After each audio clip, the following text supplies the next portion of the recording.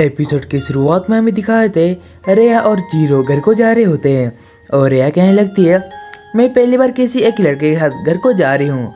और वो कहती है मुझे पता नहीं, मेरा जो एहसास है बहुत अच्छा लग रहा है और ये एहसास को मैं कब तक बचा कर रख पाऊँगी मुझे पता नहीं। और वो दोनों घर को जाने लगते हैं और हमें प्रेजेंट का सीन दिखाए थे जहाँ पर रेया सो रही होती है और उसके साथ ही रेया अपने बेड पर बैठ जाती है और कहने लगती है क्या मैं अभी तक मरी नहीं।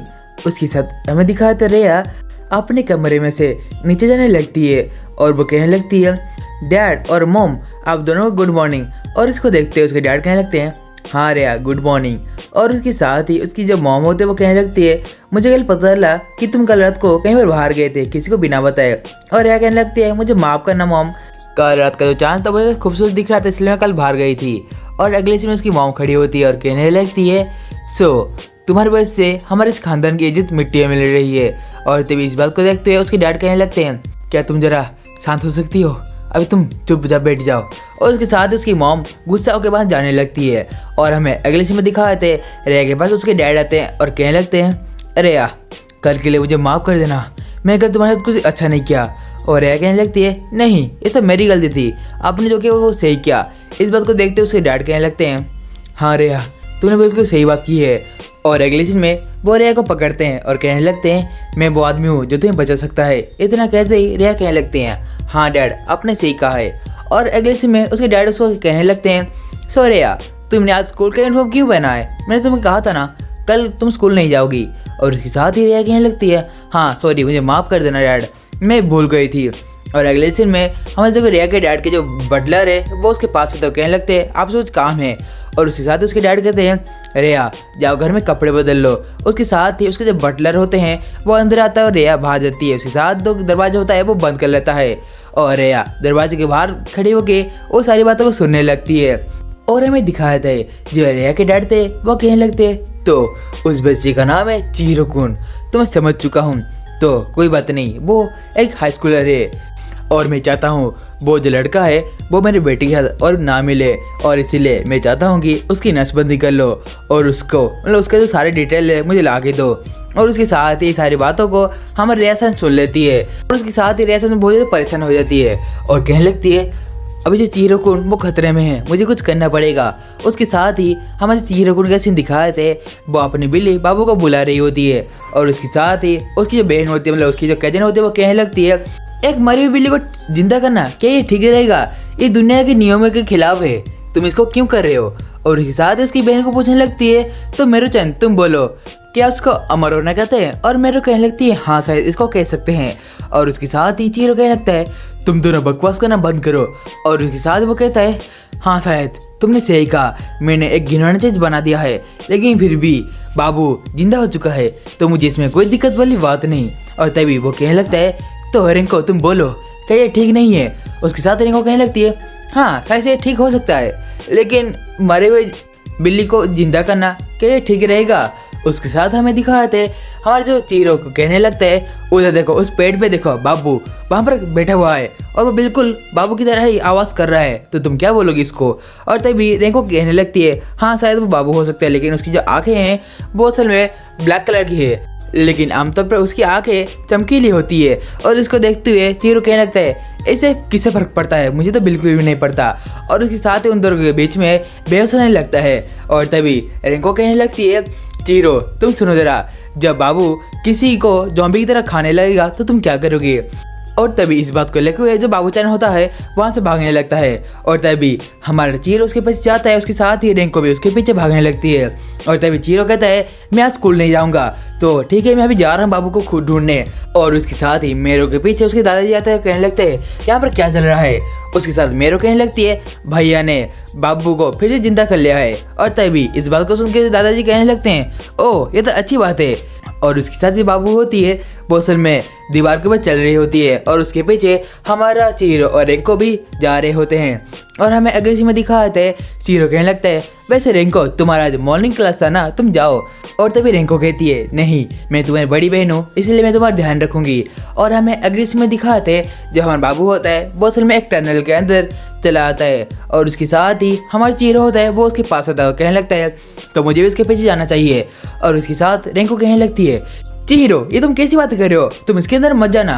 और उसके साथ हमें अगले सीन में दिखाते जो हमारी रियासन होती है वो अपने घर से निकल चुकी होती है और ये सभी चीज़ें उसकी मॉम नोटिस कर लेती है। और हमें अगले सीन में दिखाते हैं हमारा चिहिरो कुन उस टनल के अंदर जा रहा होता है। उसके साथ ही उसके पीछे हमारी रिंको-चैन उसके पीछे जा रही होती है और कहती है रुको चिहिरो। उसके साथ ही वो कहने लगती है मैं अटक चुकी हूँ, प्लीज़ मेरी मदद करो।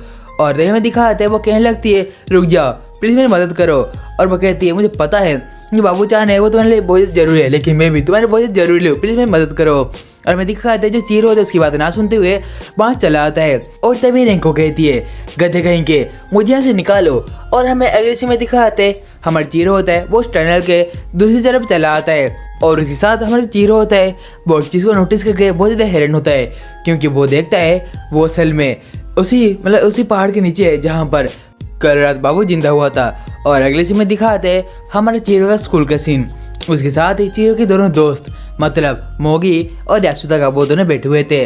और तभी यासुदा मोगी के चेस्ट के ऊपर हाथ फैलाने लगता है और कहता है तुम्हारा चेस्ट बिल्कुल लड़कियों की तरह है। और यासुदा हंसते हुए कहता है तुम क्या बात कर रहे हो, मुझे गुदगुदी हो रही है। उसके साथ ही जो हमारे यासुदा होता है वो कहने लगता है तुम्हारा शरीर भले ही लड़की हो जैसा हो लेकिन तुम आखिर में लड़के ही हो। तभी मोगी कहने लगता है क्या बक रहे हो। और हमें अगले सीन में दिखाते हैं उनके स्कूल के पास हमारी रिया आती है और वो कहने लगती है यहाँ पर चिहिरो कुन है क्या। इस बात को सुनते ही यासुदा बहुत ज़्यादा हैरान होता है और कहता है क्या। उसके साथ फिर से वो कहने लगती है फर्स्ट ईयर का स्टूडेंट चिहिरो कुन, क्या वो यहाँ पर है। उसके साथ ही हमारे यासुदा कहने लगता है मोगी क्या यहाँ पर चिहिरो कुन है। और मोगी कहने लगता है वेल मुझे सोचने दो, वो तो आज आया नहीं, उसका कुछ काम था। और हमें अगले सीन में दिखाते हैं हमारी रियासन कहने लगती है ओ अच्छा ऐसी बात है। तो तभी हमारे जो यासुदा होता है वो कहने लगता है तुम उसके बारे में क्यों पूछ रही हो। और उसके साथ ही वो कहने लगती है असल में आज उसका नसबंदी होने वाला है। ये बात को सुनते यासुदा बहुत ज़्यादा हैरान होता है और कहता है क्या नसबंदी। और तभी हमारी जो रियासन होती है वहाँ से भागते हुए चली जाती है। और हमें अगले सीन में दिखाते हैं रियासन उस जगह से भाग चली जाती है और कहती है कि मैंने वहाँ पर कुछ गलत कह दिया। और वो कहने लगती है मुझे चिहिरो कुन के घर के बारे में पता नहीं, तो मैं वहाँ पर जाकर चेक करती। और तभी उसके पीछे एक ब्लैक कलर का कार चला आता है और हमें दिखाते हैं उस कार के अंदर उसके डैड के एक नौकर होता है। वो कहने लगता है असल में आपकी बेटी मतलब रियासन वो बाहर घूम रही है। और हमें अगले सीन में दिखाते हैं उसके डैड कहने लगते हैं रिया तुमने ऐसा क्यों किया, मैंने तुमको कहा था ऐसा मत करो। और हमें अगले सीन में दिखाते हैं जो रिया होती है वो अगली के ऊपर जा रही होती है। और हमें दिखाते रिया कहने लगती है मुझे लगता है जरूर चिहिरो कुन वहाँ पर होगा। और वो असल में उसी पुराने होटल की बात कर रही थी जहाँ पर कल रात उसने बाबू को जिंदा किया था। और इसके साथ ही जो चिहिरो होता है वो अपन बाबू को ढूंढने लगता है और वो कह रहा होता है ओह रिंको कहाँ चली गई, वो मेरे पीछे तो थी। और वो कह रही थी मेरे ध्यान रखेगी, वो तो खुद ही गुम गई। और हमें अगले सीन में दिखाते हैं चिहिरो आसमान को देखता है और कहने लगता है अभी बारिश होने वाला है। और एक ऐसे में चिहिरो एक चीज़ को नोटिस करता है बाबू-चान कुछ कर रहा होता है। उसके साथ ही वो देखते हैं बाबू-चान असल में उस हॉस्टनिस्टे के पत्ते को खा रहा होता है। और तभी चिहिरो एक चीज़ को नोटिस करता है और हमें अगले सीन में दिखाते हैं चिहिरो नोटिस करता है पहाड़ी के ऊपर हमारी जो रियासन थी वो चलते हुए कहीं पर जा रही होती है। और रियासन कह रही होती है मैं ऐसा नहीं होने दे सकती, शायद चिहिरो कुन मेरा इंतजार कर रहा होगा और मैं नहीं चाहती कि मेरी वजह से उसको कोई तकलीफ हो। और अगले सीन में उसके पीछे उसके डैड चले जाते हैं, कहने लगते हैं तो तुम कहाँ जा रही हो ऐसे अकेले।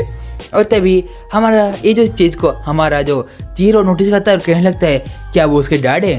उसके साथ ही उसके डैड उसके पास आते हैं और कहने लगते हैं चलो तुम एक होशियार बेटी हो, चलो मेरे साथ चलो। उसके साथ ही रिया कहने लगती है नहीं मैं आपके साथ नहीं जाऊँगी।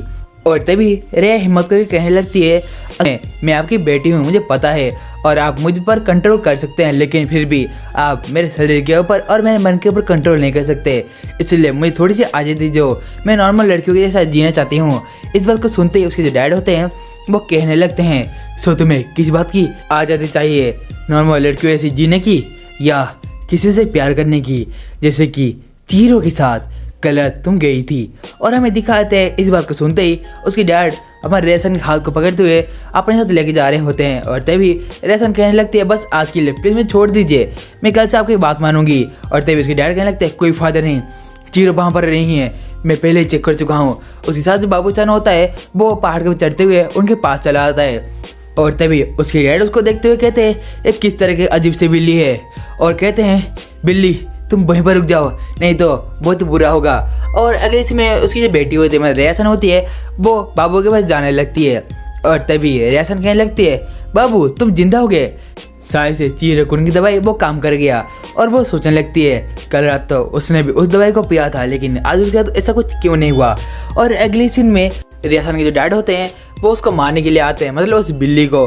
और तभी वो बहुत ज़्यादा गुस्से में उस बिल्ली के ऊपर हमला करने वाले होते हैं, लेकिन उसी टाइम पे उस बिल्ली के सामने हमारे रियासन चली आती कहती है, डैड नहीं ऐसा आप मत कीजिए। और उसके साथ उसकी डैड जो होते हैं वो गलती से रियासन को मारने लगते हैं। इसी कारण जो रियासन थी वो नीचे गिरने लगती है। और तभी हमें दिखाते रियासन बहुत तेजी से नीचे गिरते हुए एक नुकीली चीज पे आके गिरती है और तभी वो मर जाती है। उसके साथ ही इस बात को देखते हुए हमारा जो चीरकुन था बहुत ज़्यादा हैरान होता है और कहने लगता है, अभी ये सब क्या हुआ है। और तभी हमें दिखाते हैं रियासन मर चुकी होती है। और हमें अगले सीन में दिखाते हैं इस बात को देखते हुए रिया के जो डैड होते हैं वो कहने लगते हैं, नहीं मैंने क्या कर दिया। और तभी वहाँ पर बहुत तेजी से बारिश होने लगती है और चीरो कहता है, रिया कुछ तो बोलो, ऐसे चुप मत रहो। और हमें अगले सीन में दिखाते उसको याद आने लगता है जब रिया ने कहा था जब वो मर जाए उसको फिर से जिंदा करने का। और तभी चीरो कहने लगता है, नहीं मैं ऐसा नहीं कर सकता, ऐसा बहुत दर्दनाक होगा। और तभी उसको पीछे से कुछ आवाज़ आने लगती है और हमें दिखाता है रियासन खड़ी होती है और कहती है, चीरकुन। और उसके साथ ही चीरो इस बात को देख के बोलते हैं और वो कहने लगता है, कैसे हो सकता है। और तभी रिया के जो पेट के सारे जो इनर पार्ट्स थे वो बाहर निकल चुके थे। और तभी रिया कहने लगती है, सो चीरकुन मैं जिंदा हूँ। उसके साथ ही चीरो इस बात को देख के बहुत ज़्यादा हैरान होता है और कहने लगता है, नामुमकिन, तुमने तो वो दवाई पी ही नहीं थी, लेकिन तुम ज़ॉम्बी कैसे बन सकती हो। और तभी जो रियासन थी वो चीरकुन के पास आती है और तभी वो कहने लगती है, सो चीरकुन देखो मैं अभी एक ज़ॉम्बी बन चुकी हूँ, तो तुमने कहा था यदि मैं ज़ॉम्बी बन जाओ तो मेरी जिम्मेदारी लोगे, क्या ये ठीक है। और तभी चीरकुन इस बात को देख के बहुत ज़्यादा हैरान होता है। और तभी चीरकुन और रियासन के बीच में एक अच्छा और रोमांटिक सा सीन क्रिएट होता है। और तभी चीरकुन कहने लगते हैं, हाँ बिल्कुल ये मेरा वादा है तुमसे। के साथ ही गाइस आज का जो हमारा सन के रहा एपिसोड नंबर 3 का जो स्टोरी लाइन था वहीं पर एंड होता है। मुझे लगता है आपको ये जो एपिसोड होगा वो अच्छा लगा होगा। यदि आपको अच्छा लगा होगा तो प्लीज़ इस वीडियो एक बार लाइक, और जो भी चैनल पर नए आ रहे हो तो इस चैनल को एक बार सब्सक्राइब करना मत भूलिए। हम लोग ऐसे ही न्यू अनमेगा एक्सप्लेनेशन आपके लिए लाते रहते हैं। तो चलिए गाइस आज की वीडियो में इतना था, तो हम मिलते हैं अगले वीडियो में। तब तक के लिए आप सभी लोगों को सायोनारा एवरीवन।